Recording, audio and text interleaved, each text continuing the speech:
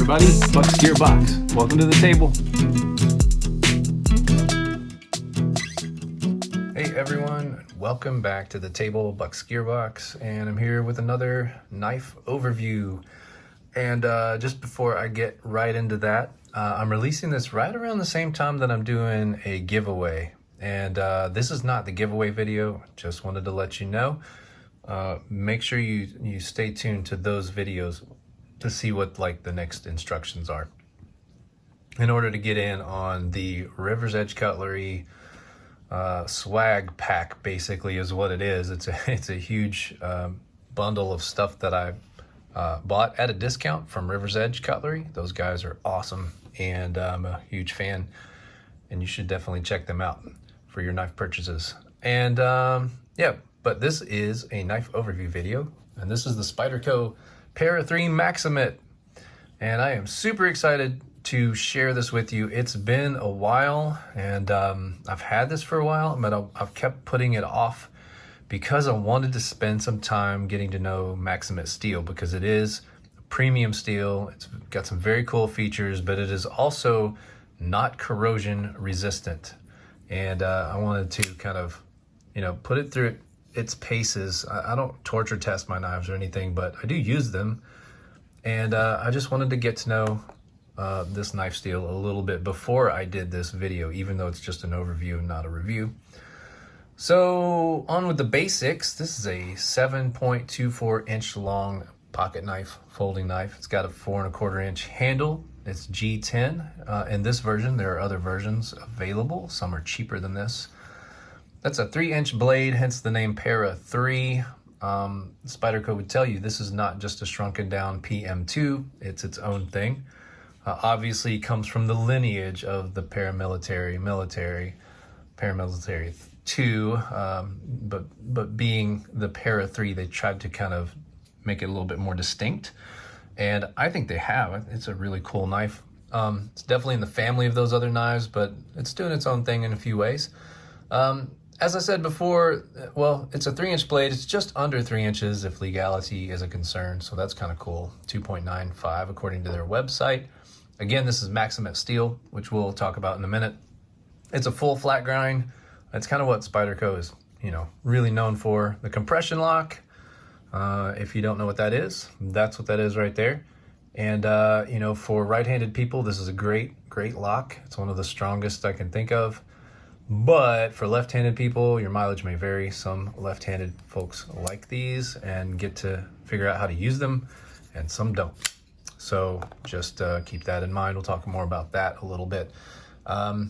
It comes with an ambidextrous and reversible pocket clip system. I have a third-party pocket clip on there because I don't really care for Spyderco's pocket clips all that much. They're just basic. There's nothing wrong with them. They function great. But this is a Lynch Northwest. Highly recommend their stuff. It's a very easy mod to make, and I love it. But you can put that in any configuration you want, so you can carry the knife however you would like. That's always kind of nice when they do that. The body screws are really cool because usually you see T6 screws in pocket knives. These are T8s. They're countersunk. They're just kind of nice fit and finish there. And the pivot screws are T10s, which is awesome. So a little bit less prone to stripping out, that sort of thing. My knife came perfectly centered. Oh, I should have probably shown you that. Perfectly centered. Yep. And has needed zero maintenance since I've had it. I've had it since summer or fall last year. I can't exactly remember when I got it. And it's just an awesome knife. This became, if you saw my last video about knives, was this became my most carried pocket knife of the last half of 2021. As soon as I got it, it became kind of the king of my rotation for everyday carry. It's a good knife. Let's do some size comparisons. Before we do size comps, let's see what's in the box, because this is interesting stuff. And this isn't like a special edition. This is just the basic Maxamet version of the I almost did it, PM3. It's not a PM3, it's a Para3. Got the sticker. This is one of their golden Colorado designed knives, made knives. I just wanted to kind of hold this up to the camera so you can read it. It's got some tips on how to take care of the blade. This was interesting too. I thought this was pretty cool. This is your typical Para3 user guide, which Spyderco does a really good job with these. I'll just see if I can hold that. So if you want to read it, you can pause there, zoom in, and read that if you would like. There's the backside. I always like to do this because when I see these online, I always pause and read those things, especially if I'm trying to figure out if I want to buy the knife. Here is a mini guide for tips on taking care of your new Maxamet steel. So pause that if you want to check it out. Very interesting stuff. And I really appreciate Spyderco putting that in there. I find that very cool. There's another warranty kind of information on the other side. So there's that. That's what you get. That's what comes in the box. Again, this is the the basic stock Para3 just in Maxamet steel instead of one of the steels they normally put them in. All right, pack this stuff back away. Back to the knife. Let's do a lot of people's favorite part. Size comparisons of other pocket knives. The most obvious one I want to throw this up to is the PM2. It's a smaller knife. It's not a small knife, really. It's kind of a medium knife. Some call this a Goldilocks knife because it ain't too big and it ain't too small. Here's up against the Delica 4. It's right around the same size as the Delica 4. A little bit slimmer profile. The up and down, on the up and down action there, but as you can see, it's about the same length. So we'll put those two away. Let's get out some competition here. Let's go the Benchmade Griptilian. Just a little bit smaller than that. The Benchmade Mini Griptilian. It's a little bit bigger than that. Again, kind of like right in between. Goldilocks going on again. So there's that. Here's another Benchmade, very popular knife known as the Bug Out. The Bug Out is a little bit bigger than the Para3. Yep, a little bit longer. Rides in the pocket a little bit higher because of this shape here, which is a very distinct Spyderco design, of course. Everybody kind of knows that. Here's two other knives. This is the other knife that I carried the most last year, the ProTech Malibu. I love that thing. And here is like a premium knife to look at as far as size goes, size comparisons. A lot of people have Chris Reeve Sebenzas. That's a full size, large size as they call it. And there you have it. Don't mind the school bus that's pulling around the corner outside. I live in a noisy neighborhood. If you watch my videos, you probably already know that. All right, back to the knife. Para3 likes and dislikes. As I said before, guys, I think this is kind of a Goldilocks style thing going on here. It's not too big, it's not too small. To me, it is like an easier to carry PM2, which was one of my favorite knives of all time. It's just a little bit smaller, a little bit just ergonomically. I mean, the handles aren't even all that different in size. The Para3 is just a little bit smaller in handle size to the PM2 handles, but I just feel like it kind of fits my medium to large skinny hands perfectly. It just does. Got the thumb ramp going on, the ergo. Spyderco is, kind of like, I think I've talked about this before. You either love that design or you hate it. It's kind of polarizing. I did not like them at first. And then I started using them and I was like, oh, it's not about looks as much as it is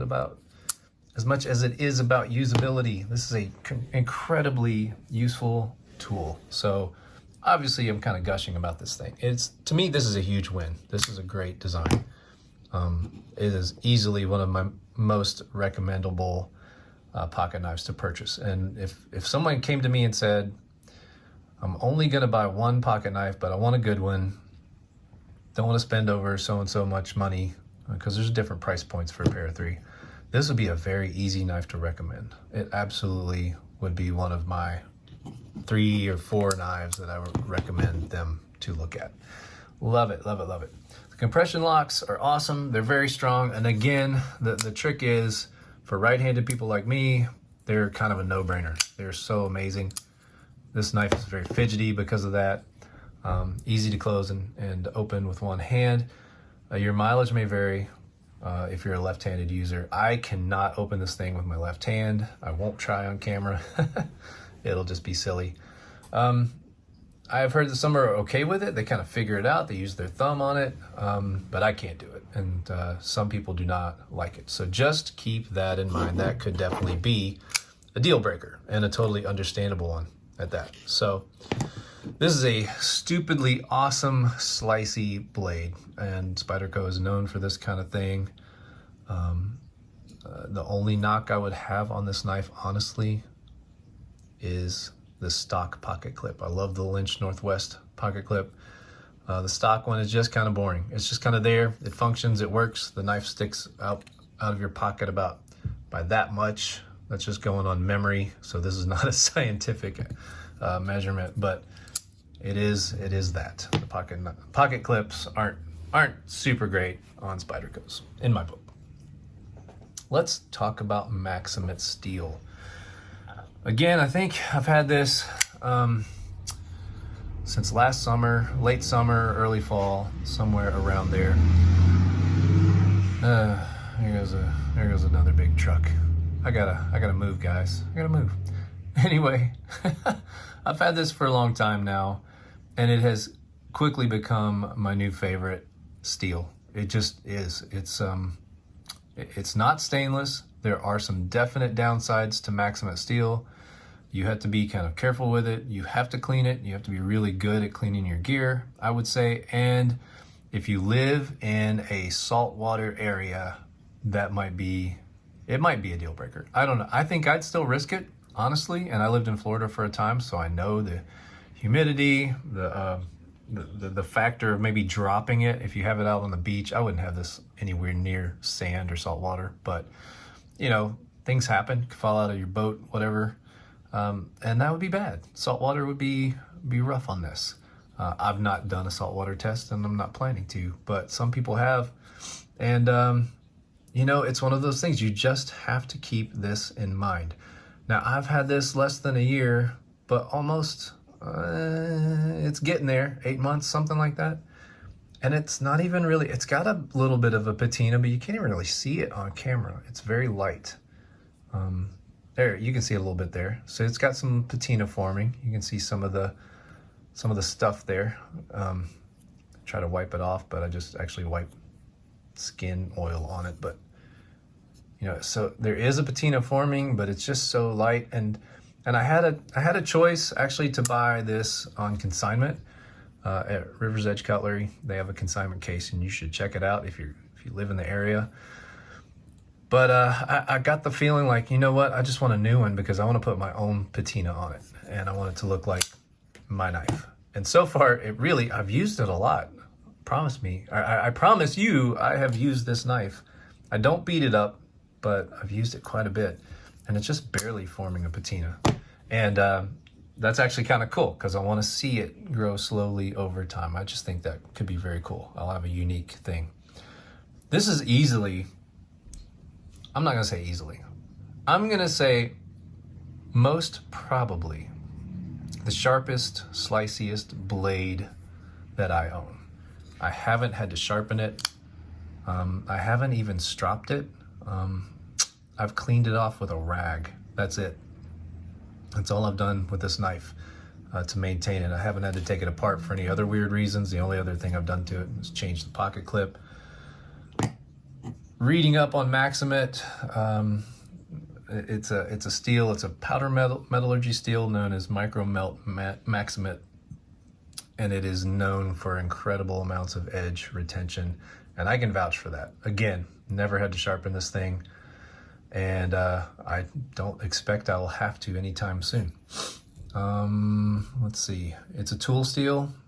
Its toughness is also huge, and its Rockwell hardness is pretty high. I want to say I read a report that Maxamet can go 70 on that, but I'm not a metallurgist. I just think it's neat. So your mileage may vary on that, but toughness is huge. Edge retention is huge. Again, the downfall is it's not very corrosion resistant, so you have to take care of it. I think I mentioned this. I live in Ohio where it snows in April, rains all spring, and generally is temperate. We have cold winters, we have humid summers in the Ohio Valley. And again, so far, so good. I would say so far, excellent. If you live in Florida or on a coastline or on a boat, Maxamet may not be for you. But if you clean it and dry it, I'm not saying don't try. You might be fine. So far, this is a new, very cool steel, very slicey, very awesome when you got to cut stuff. I mean, that's what a knife is for, obviously, kind of duh on that statement, but I just can't say enough about how much I like this one, and I use it all the time. Highly recommended. The Para3 itself is just like, it's one of my favorite pocket knife designs, folding knife designs of all time.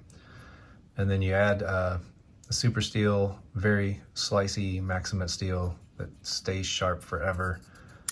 Man, guys, can't recommend it enough. This is a win. Just be careful if you live in a saltwater environment.